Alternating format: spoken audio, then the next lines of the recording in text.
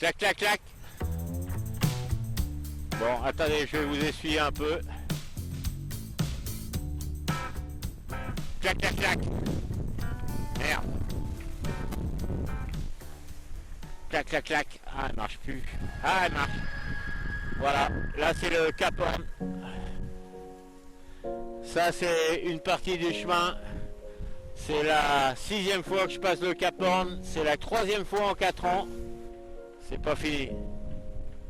Mais ça c'est une bonne étape de fête. Voilà. Encore des histoires, encore des histoires. Un petit surf là. Allez mon pépère, allez mon Hubert, allez. Hop, voilà. Voilà, c'est bien. Et voilà. Ben, je suis content d'être là. Et puis, je suis content que vous m'ayez donné un coup de main. Et j'espère que vous êtes contents d'être avec moi. Parce que vous voyez bien que ensemble, on arrive à faire des trucs quand même. Merci à tous. Clac, clac, clac.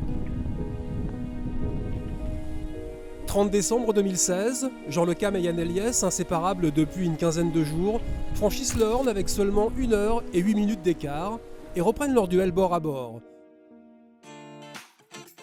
Le même jour, à 7000 km, à l'autre bout du Pacifique, au sud-ouest de la Nouvelle-Zélande, Fabrice Amédéo est aux anges.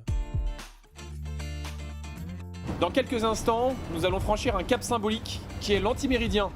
Ça veut dire que dans quelques secondes, nous passerons de l'est à l'ouest. Attention.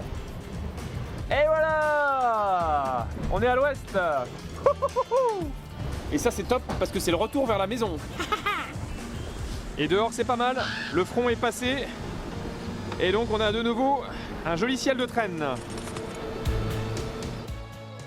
L'antiméridien, c'est aussi la ligne qui marque le changement de date et en ce début de 9e semaine de course, les 19 skippers vont fêter la nouvelle année au gré des fuseaux horaires.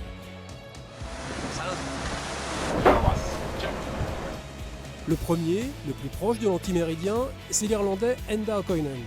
Le dernier, ce sera l'Américain Rich Wilson.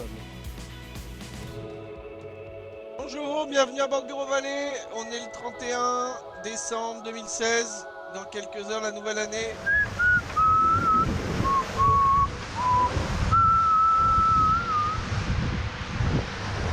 Voilà, c'était le réveillon à Bordeaux comme un seul homme. À chacun sa nouvelle année, mais les skippers du Vendée Globe ne sont pas tous logés à la même enseigne. Météo oblige. Ça y est, le soleil est revenu sur le Saint-Michel-Virbac. Pour la Saint-Sylvestre, j'ai préparé le champagne. Et oui, je vous attendais. On va pouvoir se régaler ensemble. Bon alors voilà où on en est depuis hier soir. Il n'y a pas d'air du tout. Voilà, la girouette, à la vitesse. Mais c'est pas vrai quoi. Je suis planté quoi, j'arrive pas à trouver la sortie. Putain, ça me gonfle. Nouvel an de merde. Hein. Déjà que j'ai passé Noël dans la tempête, là je passe le nouvel an dans la pétole quoi. Putain, c'est pas possible. J'ai été pris au dépourvu. Je me suis pris un mauvais grain. J'avais facilement 20 nœuds de vent et je me suis pris une rafale très vicieuse de 35 nœuds. Le pilote a planté au mauvais moment. J'ai fait involontairement 2 empannages. Le bateau était incontrôlable. Je n'avais pas la bonne bastac. Le mât s'est couché. Il est tombé sans se casser le long du bateau. J'avais peur qu'il perce la coque, parce qu'il y avait des grosses vagues. Donc j'ai tout coupé. Et là, j'ai plus de mât.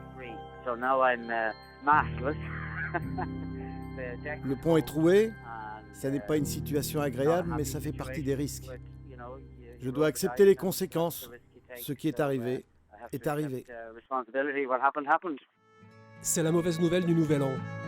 Le dématage du charismatique skipper irlandais, Enda O'Coinan. Une avarie qui le contraint à l'abandon dans le sud de la Nouvelle-Zélande. En revanche, c'est un beau début d'année pour le leader Armel Lecléache. Il réussit enfin à limiter la remontée d'Alex Thompson et touche en premier les alizés au large du Brésil. donc ça penche. C'est pas très confortable, ça mouille un peu, ça tape, mais c'est le prix à payer pour aller chercher les alizés dans le nord et pouvoir accélérer dans 3-4 jours. Et bon, en tout cas, content de retrouver du vent et de la vitesse après avoir vécu des jours un peu compliqués. Alors bonne année à tous. Ciao ciao. Depuis plus d'un mois, les deux leaders se livrent à un passionnant mano à mano. De 800 000 d'écart, le Gallois avait même réussi à revenir à 28 000 du tableau arrière du Breton. Tout va bien, les dernières journées depuis le Cap Horn ont été géniales. Pouvoir rattraper tout ce retard et presque rejoindre Banque Populaire, c'était incroyable. Armel va reprendre un peu d'avance, mais pas 800 000. Et on verra ce que ça donnera au poteau noir. Oh là là là là, c'est incroyable, quel suspense, quel suspense. On fera un peu les comptes après le poteau noir.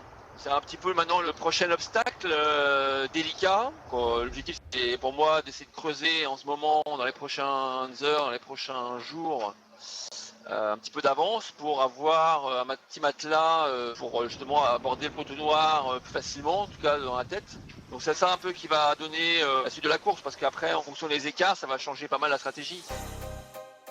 En troisième position, Jérémy Bayou, qui navigue à l'ancienne, privé de moyens de communication pour récupérer les bons fichiers météo, arrive à réduire son écart sur la tête de course un peu plus chaque jour. Une véritable performance. Par rapport au leader, ça faisait depuis fin novembre que j'avais pas été à moins de 1000 milles, quoi. Donc c'est une belle progression, surtout on a bien fait de regarder devant, quoi, de pas se dire c'est fini, et devant ils sont 1000 milles et puis ça changera pas, il faut regarder devant. C'est plus difficile pour Jean-Pierre Dick, menacé un peu plus chaque jour par le tandem Eliès-Lecam.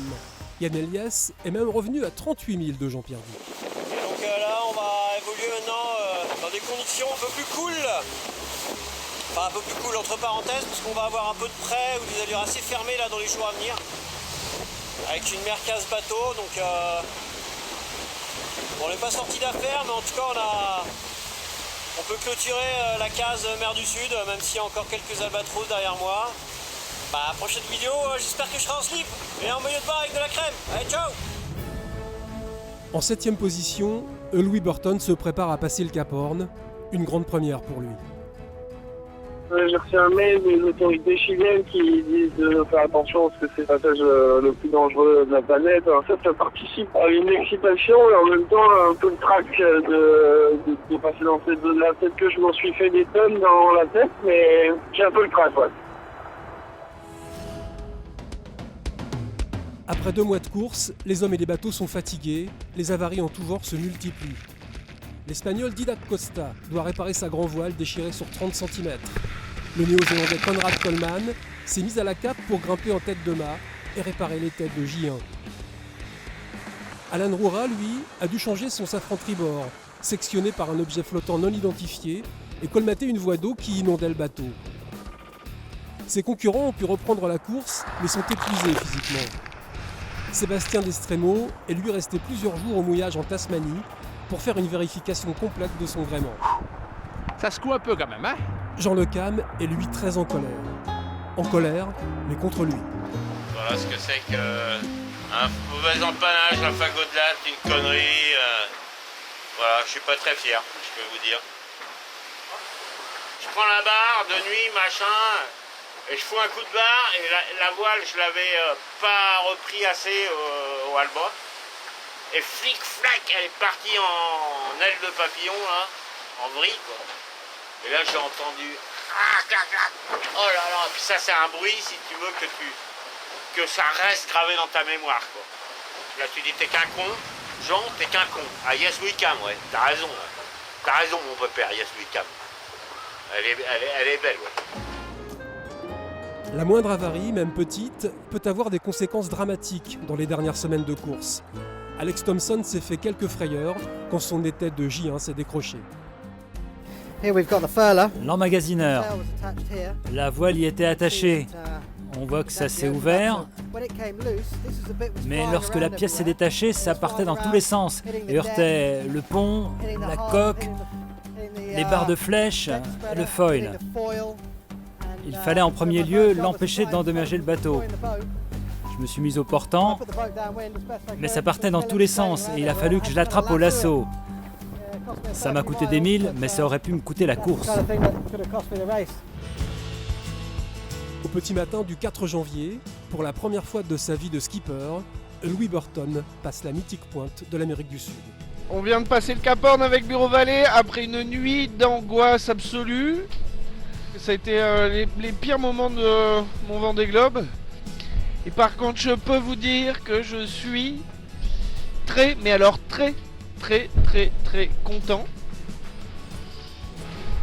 d'avoir la chance et l'honneur d'avoir passé le Cap Horn.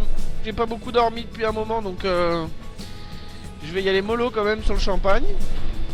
Et maintenant, cap tout droit, direction Le Maire. Voilà. La ligne d'arrivée se profile à l'horizon pour Armel et Alex. Les chances de faire un super retour sont tout à fait minces. Mais c'est bien mieux que d'être 800 000 derrière. Pour les autres concurrents, il reste encore beaucoup de milles.